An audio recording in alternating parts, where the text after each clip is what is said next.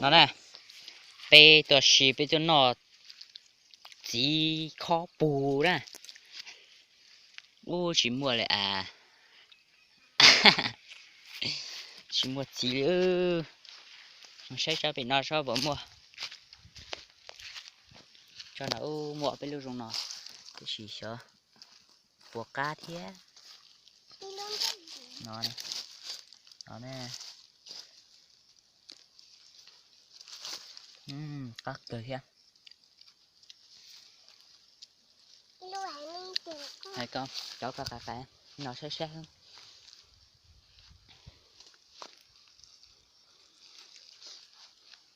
ôi dù tụi cứ mày nó để tao nọ kia nè say nè ta xe thì là cô khát cha tôi răng khi rồi cắt ra thì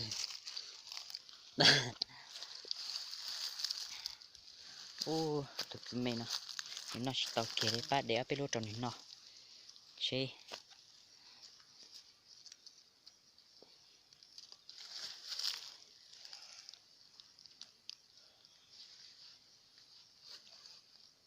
干啥啊？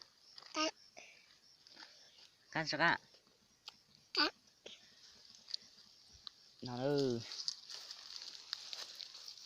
chỉ một gì thế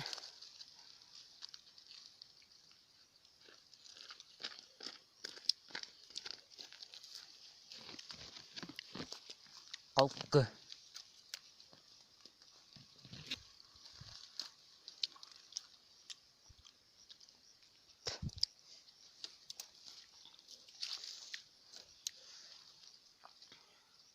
ta sẽ nạp tay luôn rồi là ta sẽ nạp ta sport ta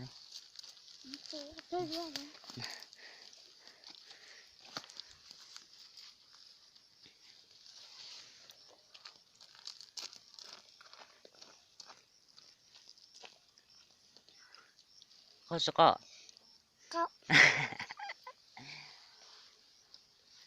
bây giờ chỉ một gì này luôn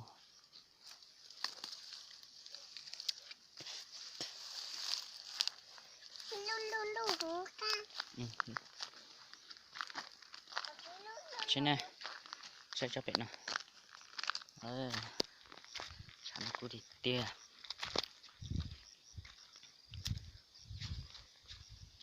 này chỉ một chỉ là trong này chỉ xé xuống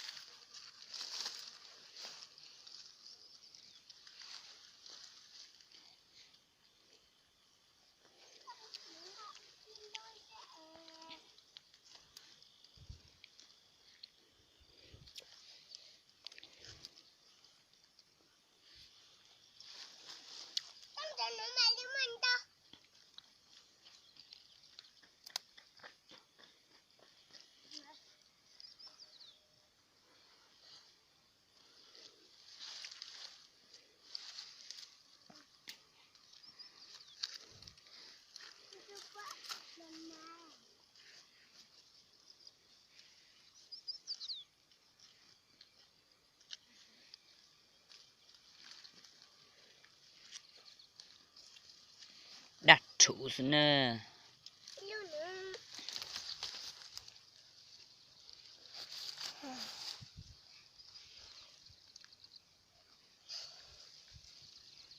vô nó lọt kìa nó mẹ ấy nè ba sạt đây rồi nó xin nè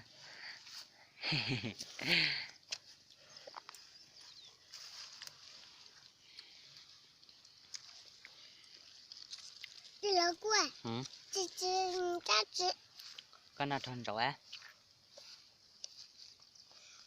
sáng đâu có rồi thằng cô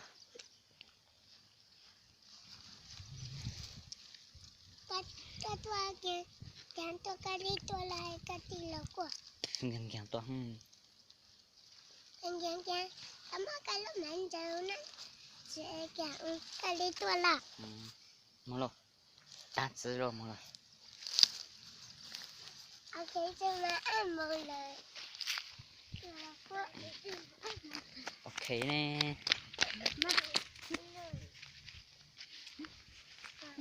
một lô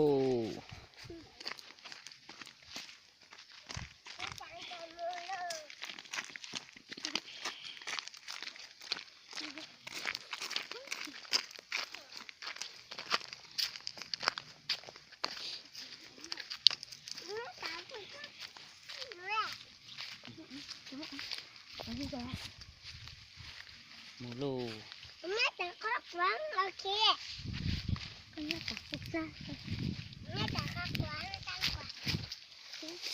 Đâu quá. hả Mẹ đã có quán à. ừ. Đâu quá ok mà. Ok chắc à. Ok.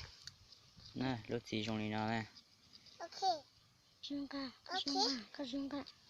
theo qua bà lại là cũng mua theo chỉ tao bà là cũng mua nè Ok. Ok. Chỉ chú tập ấy. Nó có chấp phẳng á. có chập rồi Đi lâu quá. ừ Chỉ cần tập ấy cho mình. cảm ơn ạ Ok cảm ơn cho mình. Em mới muốn có cửa.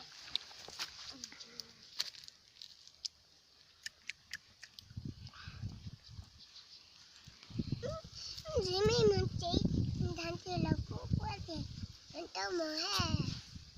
anh nhìn tên không mình đã biết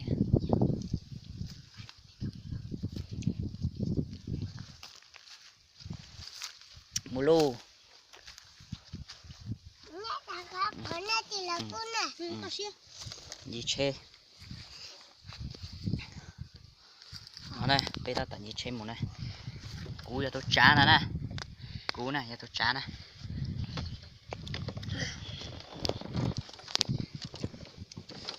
nè cú giờ tôi chán nè ít sát tê tua tàu ít sát tê chá nè cứ nó nhớ tất cả nó nè cú giờ tôi chán